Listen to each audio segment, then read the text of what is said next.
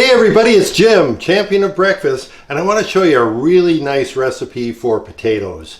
Back in the day I owned some restaurants and people flocked to the restaurant for the potatoes, and I'm going to show you that secret recipe and the secret seasoning involved and let you make those great potatoes right in your own kitchen.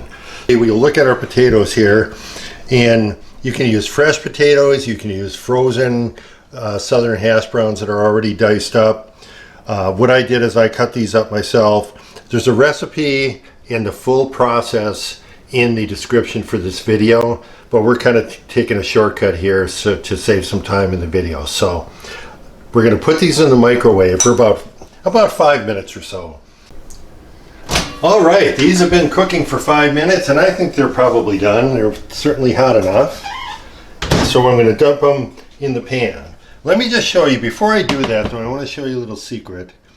And what you want to do is you want to grab a piece of potato and squeeze it.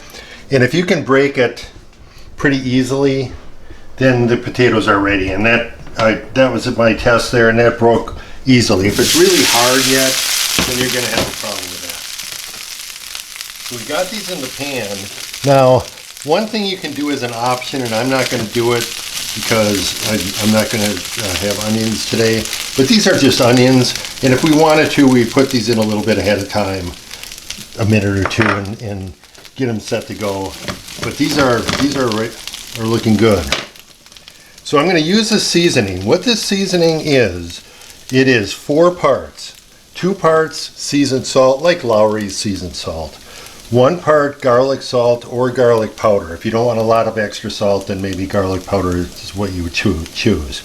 And the 4th part of this is 1 part of paprika. And you want sweet paprika. You don't want smoked paprika or half sharp or sharp paprika, because that'll really make the taste a lot different. So what we're going to do is we're going to sprinkle this in, about 2 tablespoons. I'm probably not even going to use it all. I think that'll probably be enough. This is really a nice seasoning because it gives the potatoes a nice color. And I'm going to put a little extra butter in because I really didn't put too much oil in the pan when I started out. So we're going to put a tablespoon of butter in there. So now these are going to take a while to cook. So I will be back in a few minutes after they're brown. So as you can see, we're coming right along here. And one thing you want to do is kind of keep an eye on these. And if you think it's getting a little dry in the pan, put a little butter in. These have only been on for on medium-high heat for about, I don't know, 3 or 4 minutes. So you can see they're starting to get brown already. And that nice color is really starting to show through. One of the things I forgot to mention earlier is if you do boil your potatoes instead of dry cook them, what you want to do is make sure you drain them really good and kind of pat them with a paper towel, because wet potatoes do not get crispy very fast.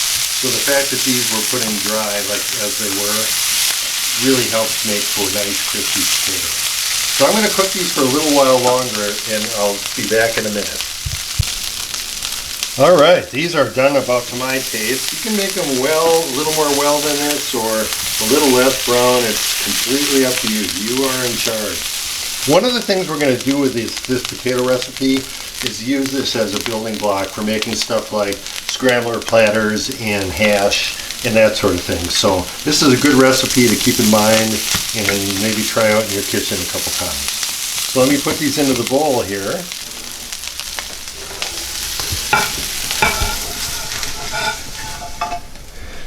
And they look absolutely spectacular. And I'm going to grab one, risk burning my hand. Oh man, you got to try these. All right, see you next time.